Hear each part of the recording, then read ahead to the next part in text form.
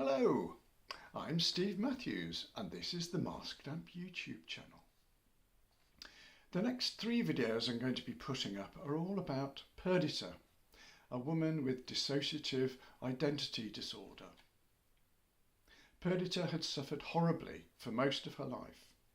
She had been abused physically, sexually and emotionally as a child, and as an adult had gone from one abusive relationship to another. Along the way, she had developed a wide range of coping strategies, including cutting, overdosing, denial of food, and dependence on alcohol and drugs. She had also acquired a range of alternate personalities, some of whom coped well and appeared normal, and some of whom you would not like to meet on a dark night, or even in broad daylight, come to that. These personalities all had names. There was Perdita, of course, with all her problems, but there was also Grendel. Grendel was extremely unpleasant. She would swear, shout, scream, throw things around, gouge at her arms, take massive overdoses and swing her favourite weapon, a baseball bat, at anyone she happened not to like, which was everyone. And then there was Mavis, a very sensible, impeccably behaved woman who appeared when she had to in order to clear up the mess left by Grendel. Perhaps more surprisingly, she also had a charming, polite and remarkably well-adjusted 12-year-old daughter called Ophelia. Perdita had always done her best to protect her from her behaviours, not always successfully. Children's social services kept a wary eye on Ophelia. Perdita had been involved with psychiatric services for most of her adult life and had acquired a range of psychiatric diagnoses, most notably dissociative identity disorder.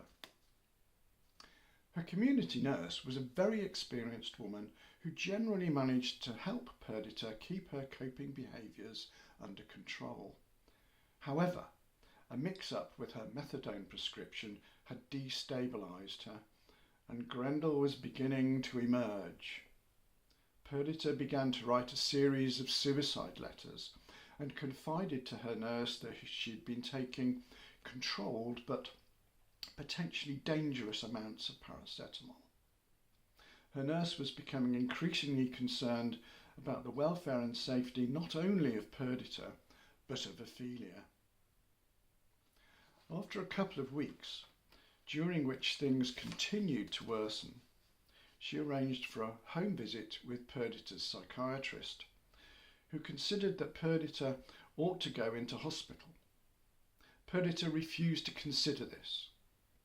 The crisis team were called in to assess for home treatment, but when they visited, Grendel answered the door, baseball bat in hand, and told them to go away, although not using those words.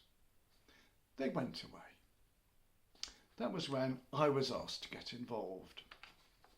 Armed with a Section 2 recommendation from Perdita's psychiatrist, I went out to see Perdita with another Section 12 doctor and her community nurse. I wasn't sure whether it was an angry Perdita or a subdued Grendel who answered the door and reluctantly let us in. Either way, there was no sign of the baseball bat. She was not amused when I told her why we were there. She became instantly hostile, telling us to leave with an impressive selection of insults and swear words. I continued to explain the importance of allowing us to interview her.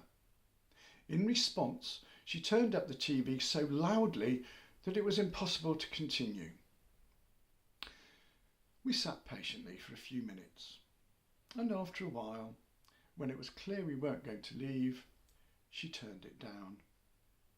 This gave me an opportunity to speak. Perdita, I began, this is really important. You're really struggling at the moment. You're not in control. This isn't fair on Ophelia. We have to keep you both safe.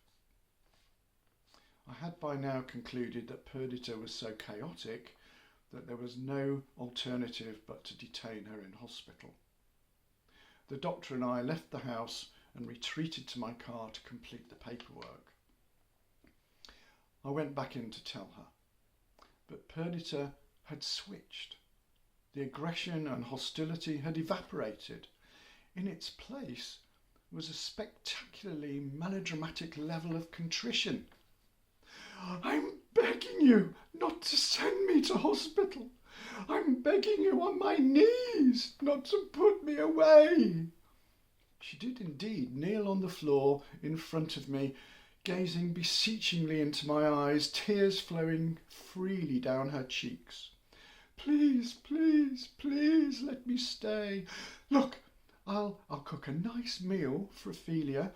We'll sit down together and we'll watch a DVD, and then I'll take my medication and go to bed." This level of apology and contrition was actually worse to handle than her insults and aggression. But I had made a decision. I had completed my application.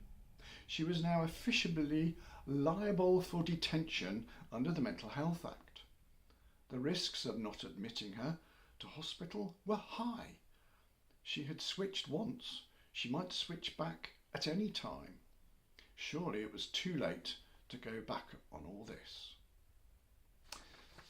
But then again, it seemed Grendel had gone for the time being.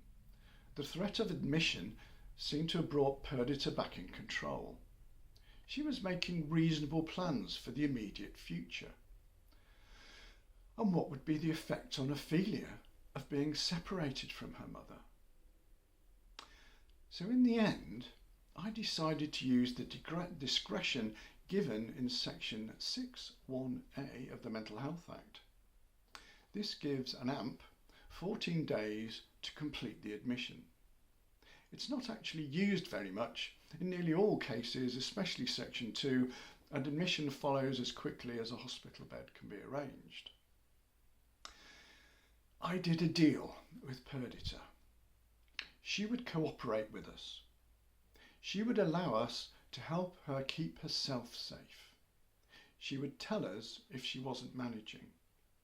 She wouldn't put herself or Ophelia in danger. I would visit her the next day to see how she was doing. She agreed to all this and was embarrassingly grateful.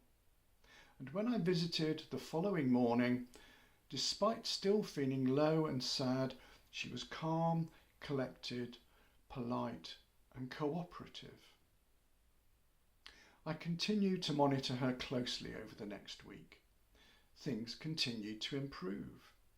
The crisis was over. I shredded the papers. If you have been, thank you for watching. If you found this video interesting or informative, please don't forget to like and follow.